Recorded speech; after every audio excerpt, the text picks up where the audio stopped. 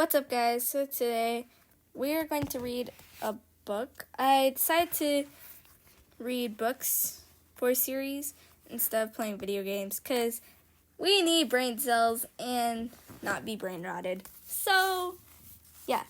Last episode I read The Smart Cookie. This episode I'm reading Joyful Saturday, Marie's Bat Mitzvah.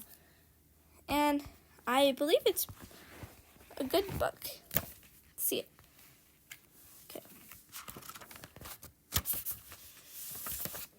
Okay. I can read the foreword, maybe a little after, but...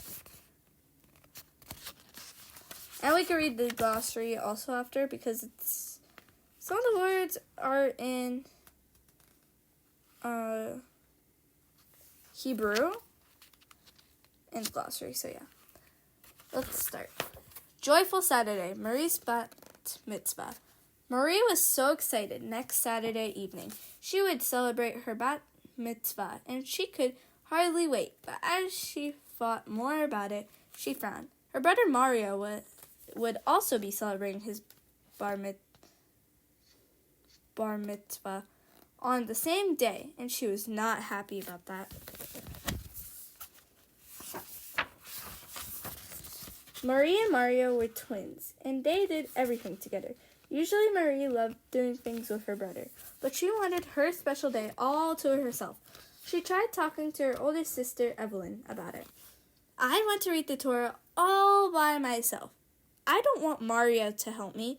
Everyone knows he can read really well, but I've been practicing, Marie explained. And Saba or /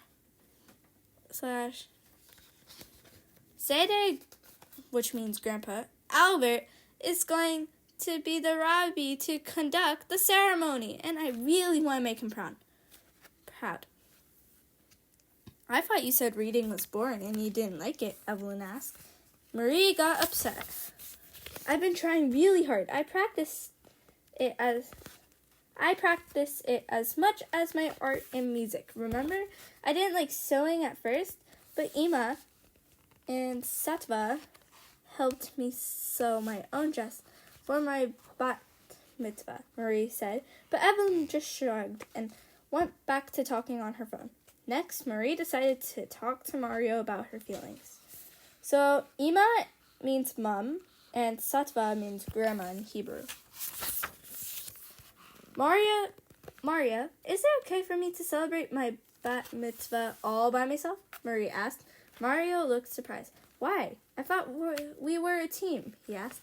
Yes, we are, but this time I want to do something just for me, she explained. Mario scratched his head as he thought about it, and then he said, sure, if Mom and Dad say yes, let's give it a try. But he didn't look happy because he wanted to celebrate with Marie. Marie tried for days to get her parents to listen to her, but instead she grew more and more frustrated. She tried talking to her Satva, which is grandma, and Ima, which is mother, as she helped them practice or prepare for the big day. While they baked brownies and cooked salmon, Marie did her best to convince them that she should read the Torah by herself. I've been practicing day and night. I know how to pronounce all the words, and I understand their meaning. I don't need Mario to help me, she explained.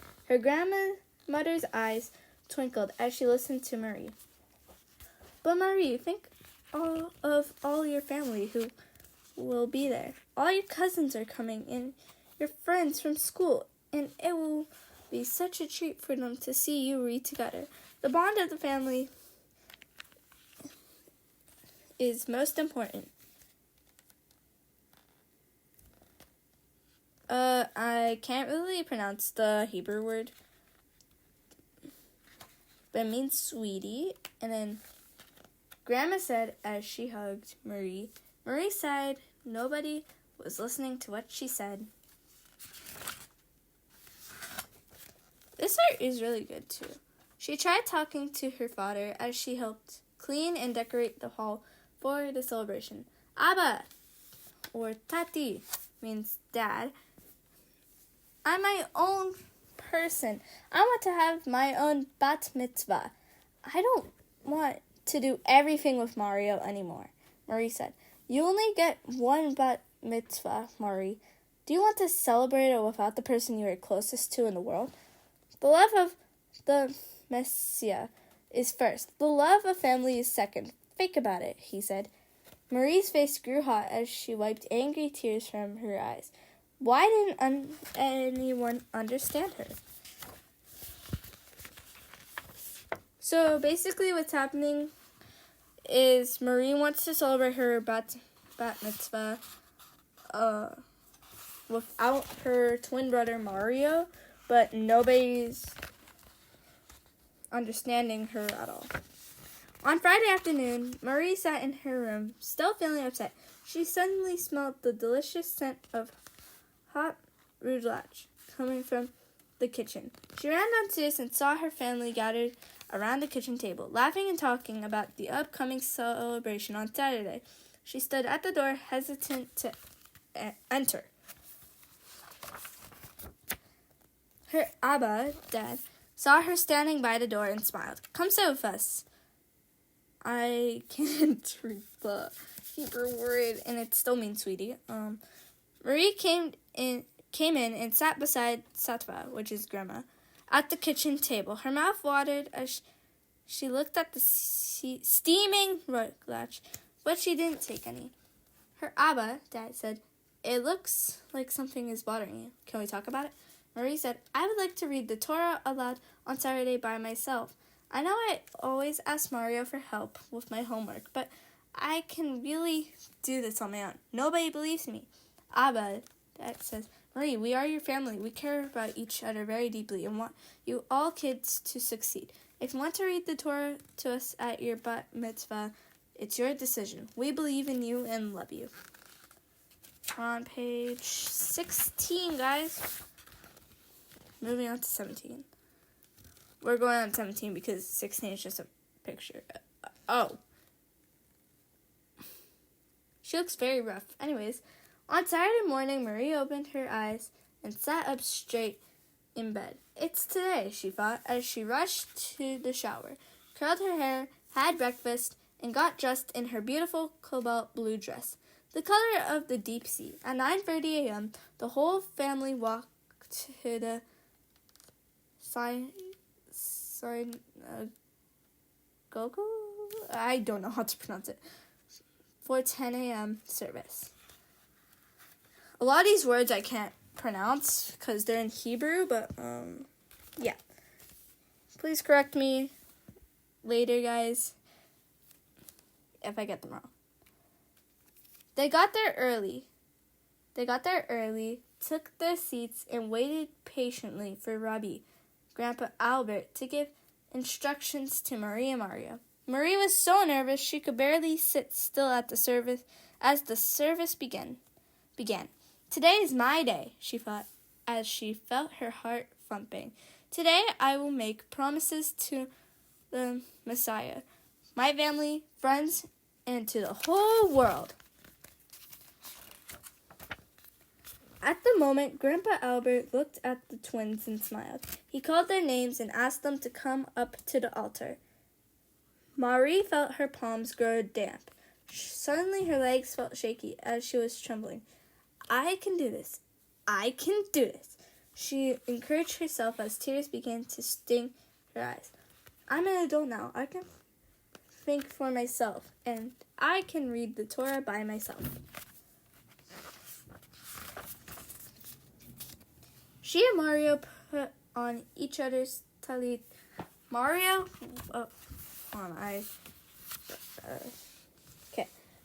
wore his yarmulke, and Grandpa put on Mario's tefillin.